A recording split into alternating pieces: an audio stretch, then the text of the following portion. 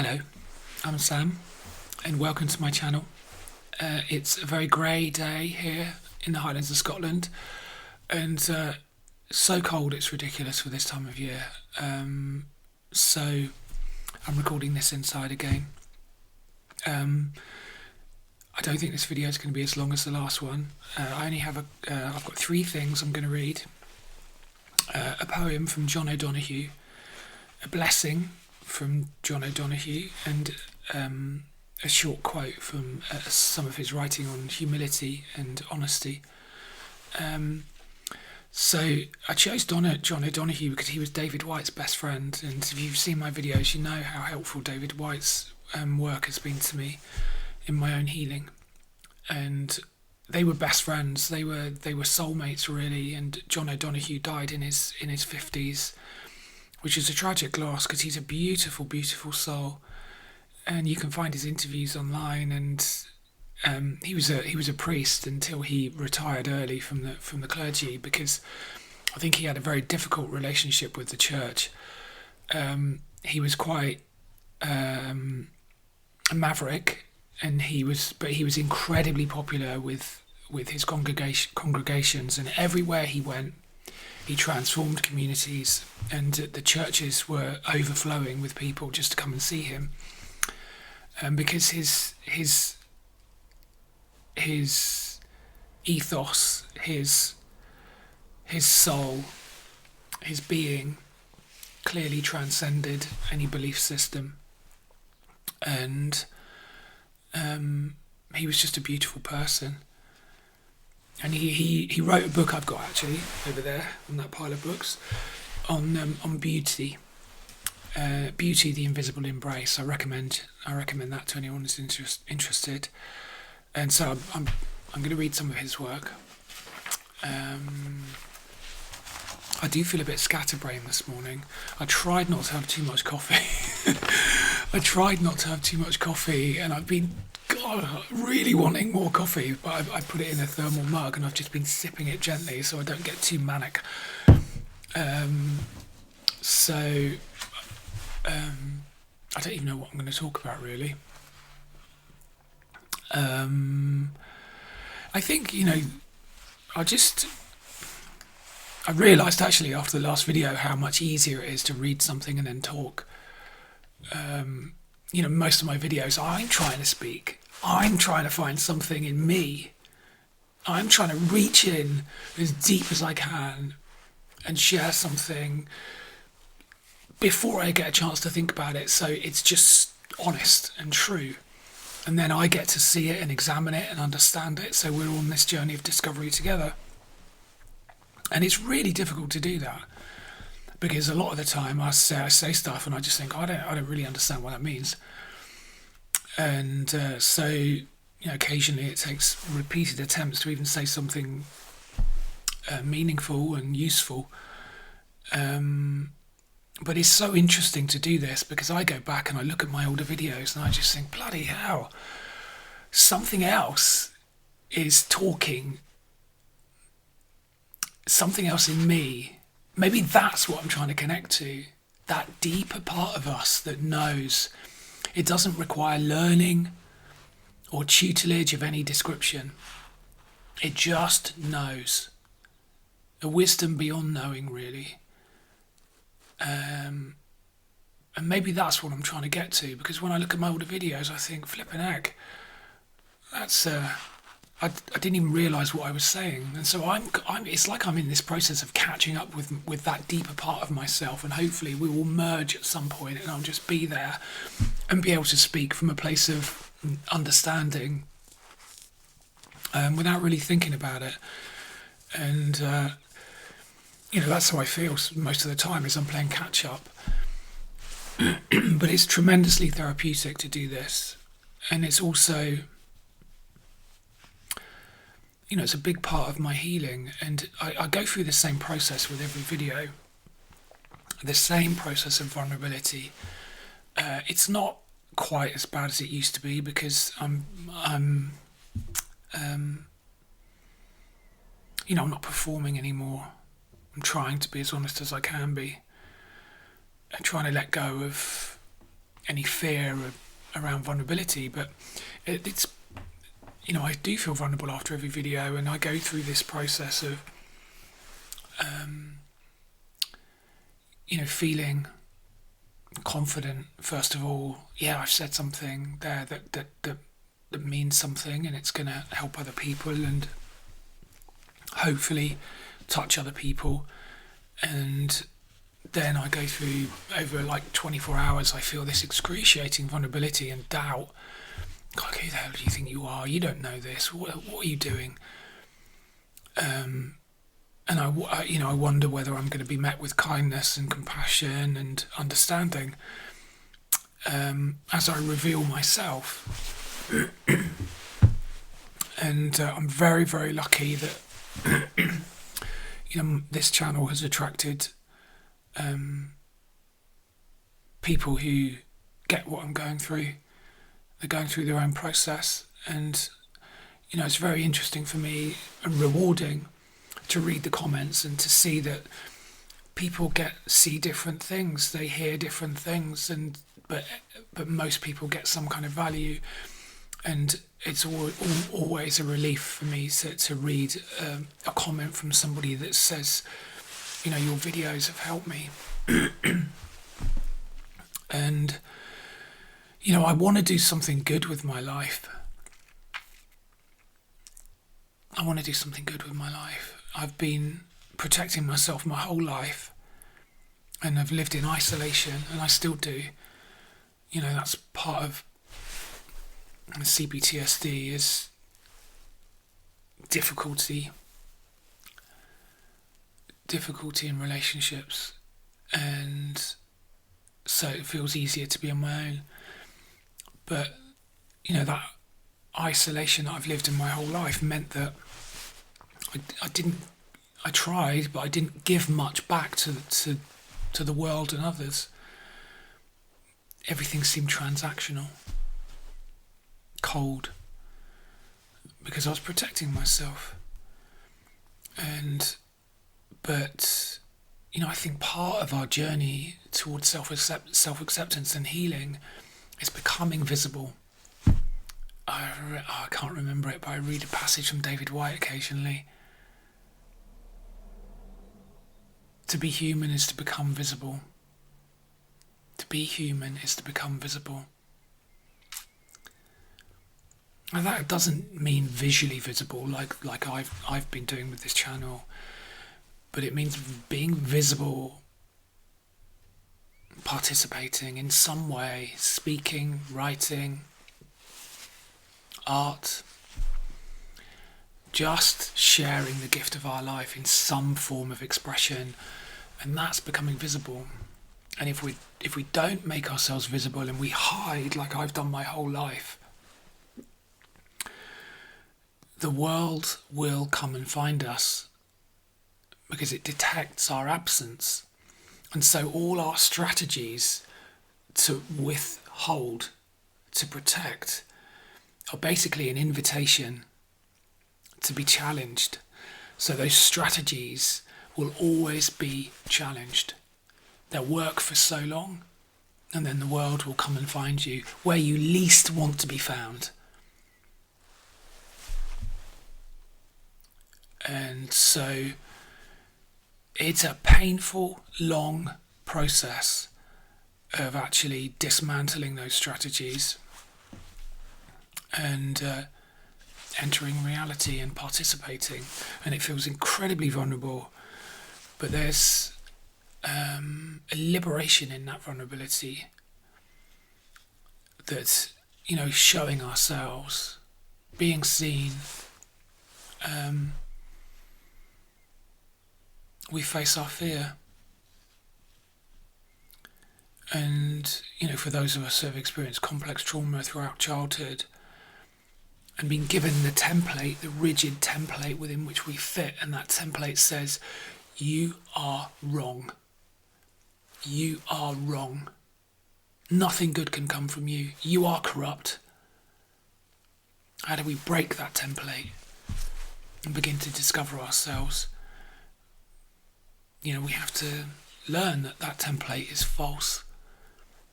It's given to us by damaged people trying to make us like them. But we're not. We are not our experiences. And as I heal, as I change, as I realise that everything I thought I knew about myself was an idea given to me by my experiences, a refuge, an illusion that really prevented me from even knowing what was true in the world. And as I heal, as those illusions dissolve, as I see myself more clearly and I see the world more clearly also, the resistance to change also dissolves, and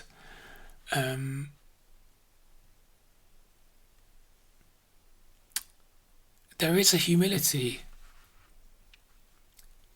in that dissolution, because the hiding place is the self, really. It's like all the ideas and the things that we say, this is me, these are my stories, my ideas, the things I know. They all relate to the self.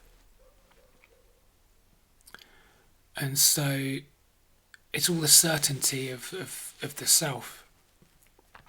And as you heal, you realise, we cannot really know anything because we don't have perfect knowledge.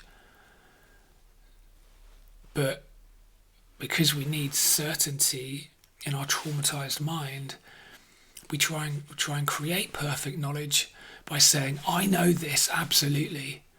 This is what happened, this is who I am. But, we live in an inherently unknowable realm of being. So if you hold on to certainty, you're kind of separating yourself from that realm of change. And so that's why we get stuck. So we have to let go of the certainty of who we think we are before we can even begin to heal and change, and then truly participate in this unfolding mystery.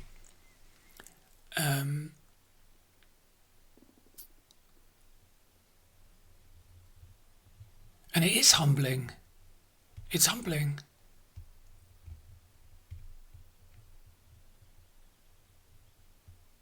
To just admit that you know nothing.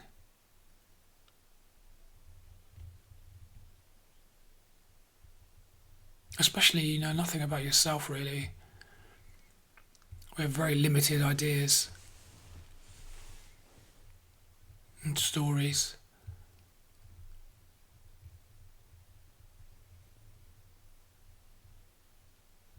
And all those stories do is they just reduce us. So we have to escape the self, really. The certainty of self. And then say, I don't know who I am. I don't really know what this place is. And I don't need to either. So, life is a mystery, as are we.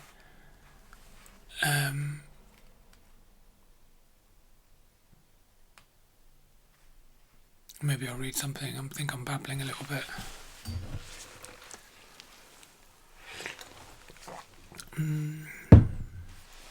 Okay. First of all, I'm going to read A Blessing for Solitude. And this is John O'Donoghue. Oh God, this is beautiful. May you recognise in your life the presence, power and light of your soul. May you realise you are never alone, that your soul, in its brightness and belonging, connects you intimately with the rhythm of the universe. May you have respect for your own individuality and difference. May you realise that the shape of your soul is unique, that you have a special destiny here, that behind the facade of your life there is something beautiful, good and eternal. May you learn to see yourself with the same delight, pride and expectation with which God sees you in every moment. May you have respect for your own individuality and difference. In a world where there's this homogenous, grotesque idea of beauty and individuality where everybody is copying everybody else, men becoming women and women becoming men, and what we are is completely lost in the charade of caricature and parody. May you have respect for your own individuality and difference. May you realise that the shape of your soul is unique, that you have a special destiny here. How can you find out what that destiny is if you do not accept yourself as you are, what you are?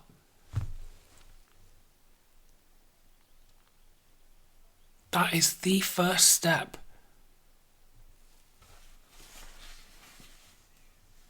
That behind the facade of your life there is something beautiful, good, and eternal. See, that's what I feel like I'm returning to now. It feels so trivial and childish to transition. A complete misunderstanding of the nature of what it is to be a human. That the light of creation shines through our being. And we need to allow that to happen effortlessly. Yet we define ourselves with these ideas and hopes and desires and fears. And so, looking at my own experience, even, whether I talk about transition or trauma, it's the same thing. They're ideas. They're ideas and experiences that I allow to define myself for a time. But we are already something. We are already something beautiful, good, and eternal.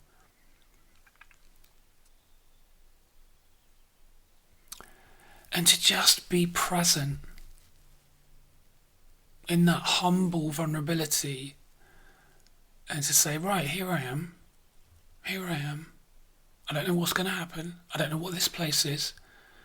I don't know who I am. And then just open to the journey of discovery. And it seems like, I've just arrived at the beginning of that journey. And when I look back on the last 53 years, it's just this desperate attempt to find some stability, to be safe, to be real. And all I did was become unreal.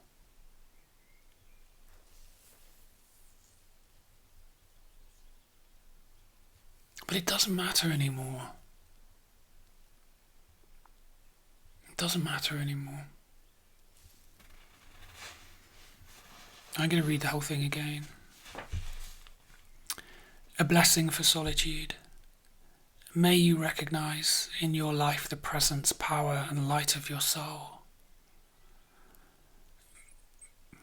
Gosh. May you recognize in your life the presence, power, and light of your soul. May you realize that you are never alone. That your soul, in its brightness and belonging, connects you intimately with the rhythm of the universe. May you have respect for your own individuality and difference.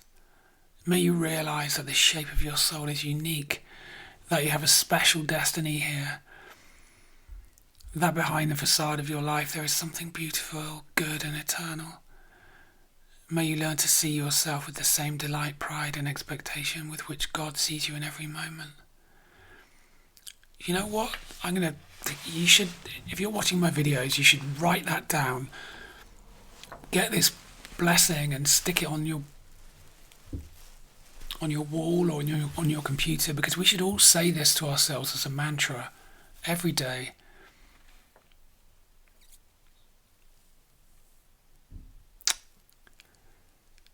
May you realize that the shape of your soul is unique.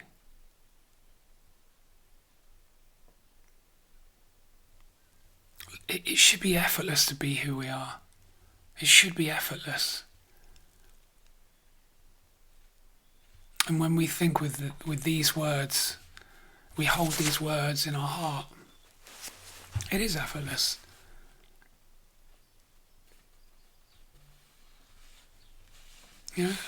underneath this I've written a quote from his something he wrote about humility as well. Now, like the silent earth, the cradle of all growth, you too can watch the stirring of a new springtime in the clay of your heart. You gain more courage, you become surer about what you are, and you no longer need to force either image or identity. When you come into rhythm with your nature, things happen for themselves. That's it. When you come into rhythm with your nature, it all starts to happen. Because then you can be found. You're not resisting anymore. You're not saying, no, I'm going to be this. I'm going to be this person. I'm a survivor. I'm a trans woman. I'm a trans man. This is the world I'm going to live in. And it's about this big.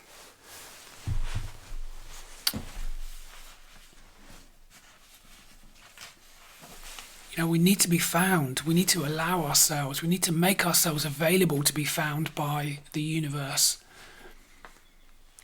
There is already a plan. We just need to get in harmony with that plan. And we do that by just accepting ourselves. That's all we need to do. And if we don't know who we are, we accept that we don't know who we are. That's it. That's it. I said in my last video that someone left a comment, Aisha left a comment, what do you mean, let it all go? It's a few simple words, let it all go. And very, very easy for me to say. Very easy for me to say. I know that there are people that watch my videos that have suffered horrific abuse. And for me to say that must feel a little insulting. And I honestly don't mean it to be insulting. Of course I don't. And there are times when I feel like I want to share the gruesome detail of everything I've been through. Just to offer some kind of evidence that change and healing really is possible. It really is. But I've already overshared too much, and I don't think it's really necessary to go into detail for any of us. It's not kind of the authenticity of our words should speak for themselves, really. But to let it all go,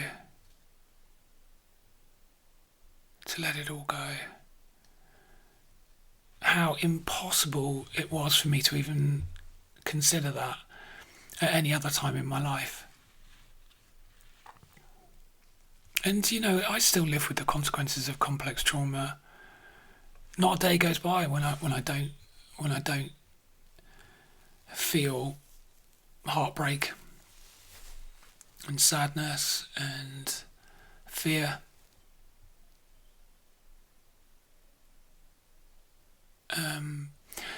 But there is change, and doubt is waning, and this feeling that somehow I have to change for me to get the life that I want. So that's how I always thought. But a few weeks ago I just got to this point and just said, you know what, I'm fucked up. I am fucked up. I'm fucking crazy. I live with the consequences of complex trauma, and I just accept it. And things started to change from that point. And then gradually over the last couple of weeks, I realised that I already have the life full of possibilities, full of richness. It's not happening at some point in the future. It's here right now. And all I needed to do was accept myself. And then in that acceptance, stop living in the past, stop living in the future, and then I'm here. And this life right now is where it all happens. And for the last week, I think, this is how new all this is happening for me. I'm sharing it as it's happening. So this last week, I've just, wake up in the morning, and some mornings are more difficult than others, but I just don't think. If I do anything at all, I tell myself, this is it. It's happening right now. You're here. And you don't have to wait for life to be what you thought you needed it to be in the future. It's here right now. You're doing it. You're living it. And it's like everything resolves into focus. You see more clearly, hear more sharply, because you're not spread out over the past, present and future. You're here now. You're not fragmented into all these pieces. And, so surely that's healing. Surely that's healing. To accept ourselves and begin to live free. But we have to accept ourselves as we are, which is damaged. Damaged, but healing. Broken, but pulling ourselves together. There's no point in denying it. There's no point in resisting who we are. Because only when that resistance is gone can things begin to change. It's just my own observations on my own healing here. I'm not an expert, but this is I have to think that this applies to other people, because I have conversations with people and I see the comments, and I know that my experience is not simply my experience, and that we share common common qualities in our lives when we've been sort of dealing with trauma for all our life. It's like the world has only ever been a place of pain for me. But it isn't anymore. And that's because I'm not resisting.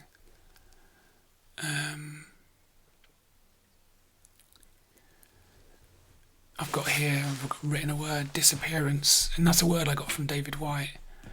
And I must credit David White for so much, because he's helped me so much. I've never even met him. I just read his poems. Our inevitable disappearance. So what disappears? What disappears? The certainty.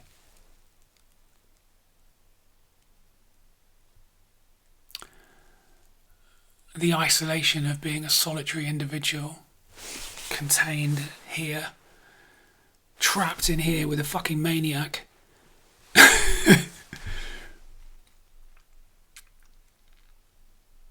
What disappears? The boundary of the self, maybe. The boundary of the self disappears, and we find ourselves, our real self. We live in relationship. Something else I said for weeks in older videos, and I had a hint of understanding what that meant. But we live in relationship with every second of our life and with every person we meet. So do we want to meet every second of our life with openness and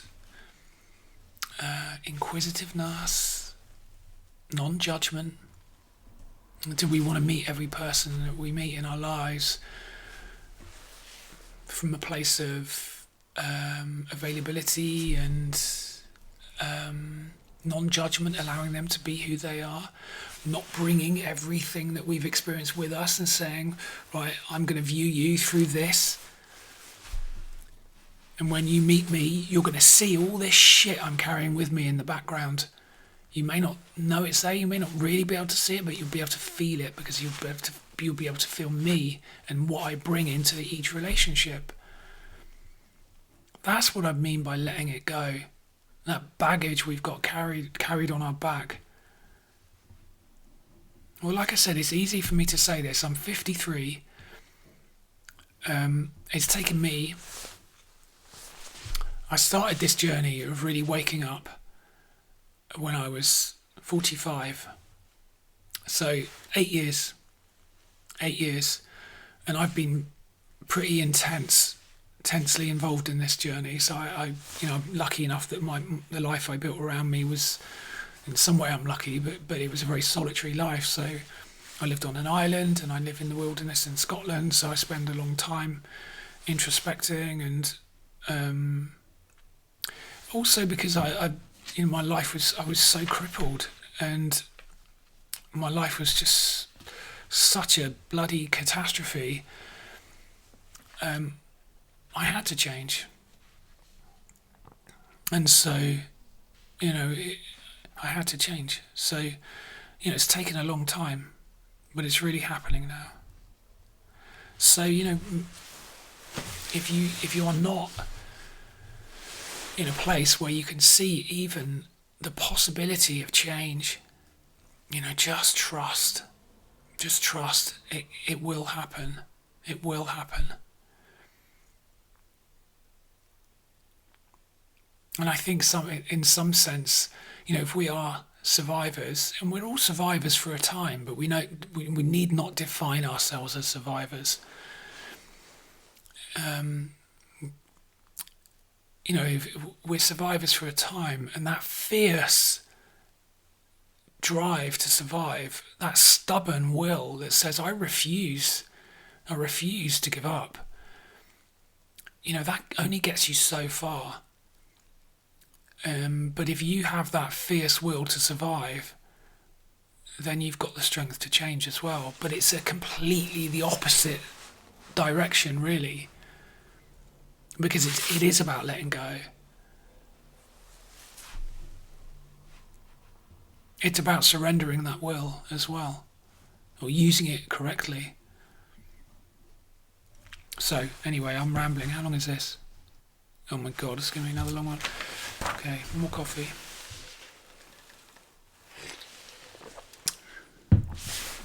Okay. So this is John O'Donohue. This is my final poem.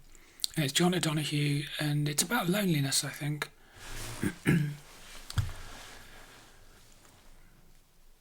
God, I love this first line.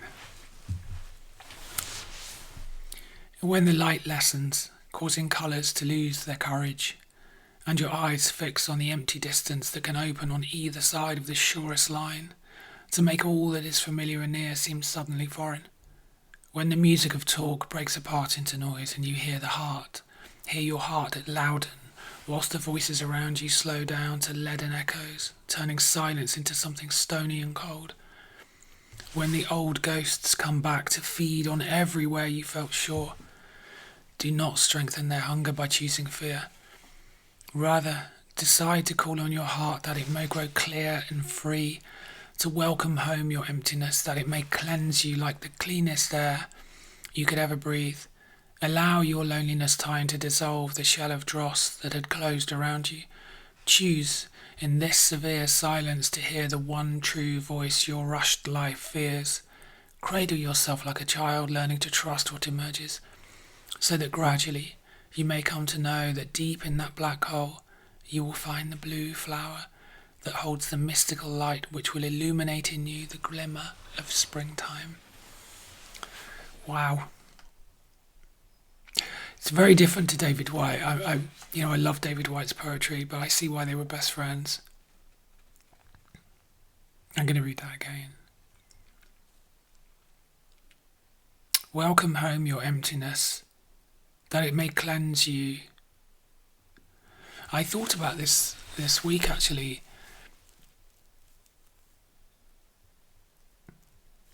All of my life, I lived with this awful cynicism. Nothing good's going to happen. It never does. It's all going to fall apart at some point. Take what you need. Protect yourself. Don't allow yourself to be hurt, because everyone's going to hurt you.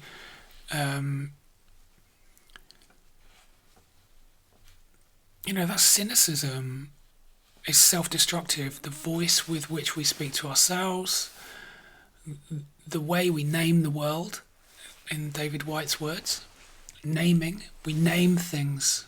We name the world, we name ourselves, we name other people. And that cynicism is awful.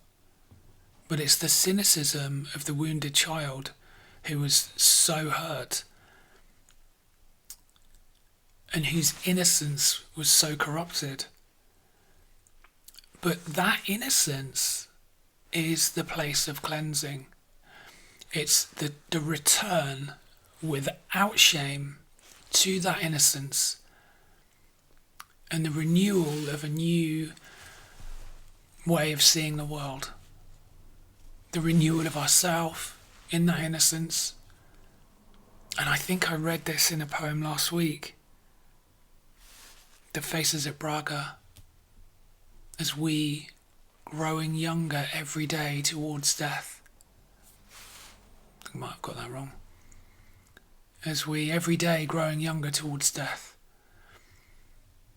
That's the letting go of cynicism, the letting go of the stories that describe everything improperly.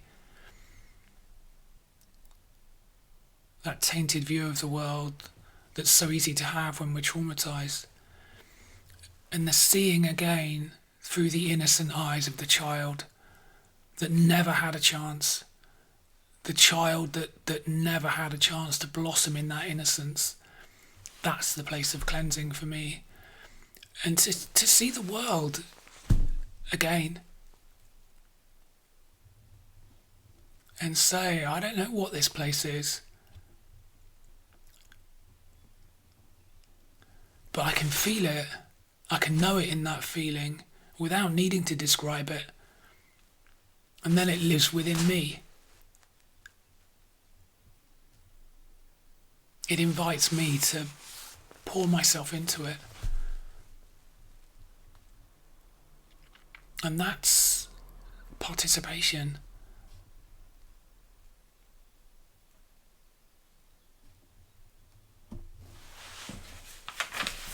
Okay, I'm going to read this again and then say goodbye. Okay. When the light lessens, causing colours to lose their courage and your eyes fix on the empty distance that can open on either side of the surest line to make all that is familiar and near seem suddenly foreign. When the music of talk breaks apart into noise and you hear your heart louden while the voices around you slow down to leaden echoes, turning silence into something stony and cold. When the old ghosts come back to feed on everywhere you felt sure. Do not strengthen their hunger by choosing fear. Rather, decide to call on your heart that it may grow clear and free, to welcome home your emptiness, that it may cleanse you like the clearest air that you could ever breathe. Allow your loneliness time to dissolve the shell of dross that had closed around you. Choose in this severe silence to hear the one true voice your rushed life fears. What is that one true voice? Cradle yourself like a child, learning to trust what emerges, so that gradually you may come to know that deep in that black hole you will find the blue flower that holds the mystical light which will illuminate in you the glimmer of springtime. Wow. Okay, so homework. What is that one true voice that we fear? What is the one true voice your rushed life fears?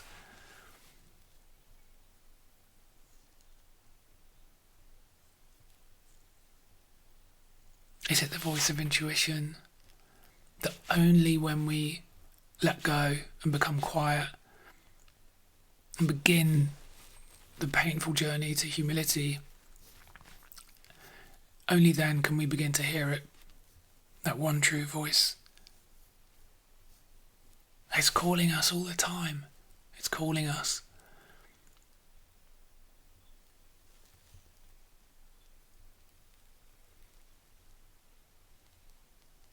Deep in that black hole that I'm sure many people that watch my videos are very familiar with that black hole. You know, I wrote something on my blog once, I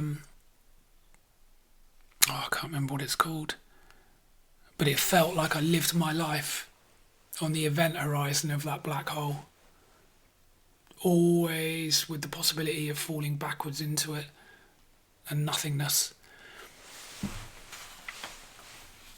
But we have to fall into that black hole, I think, just to realise that we are still here. Deep in that black hole, you will find the blue flower that holds the mystical light which will illuminate in you the glimmer of springtime. And that's healing. That's when life begins. You go into that darkness and find that blue flower. And the mystical light begins to shine within you.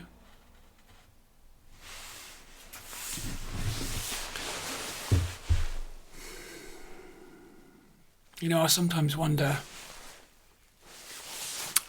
when I read a comment and it's got a quote that beautifully describes something I've just spent weeks spiraling in towards trying to even understand in myself. And maybe if I read more books I'd get there more quickly. But for me, reading poetry helps me, and it speaks to me in the language that I understand. And I think maybe there's that part of us, you know, that, you know, when we are born into complex trauma in childhood, that there is that part of us, this mystical dreamer. Maybe it's a place of refuge when we're kids. And, you know, I certainly feel like a kid again now. And so I'm okay with that for now anyway. But, you know, that's our place of healing, to reacquire that perspective on life, and to feel no shame there.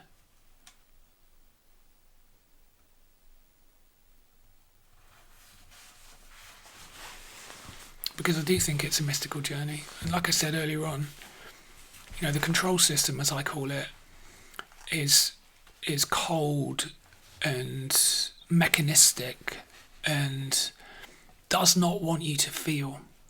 It just wants you to know the answers provided by that same system. And it's all horseshit. It's a despiritualized worldview, and it's all bullshit. Okay, on that, in fact, very, very uneloquent way, I shall end this video. Thank you for watching, and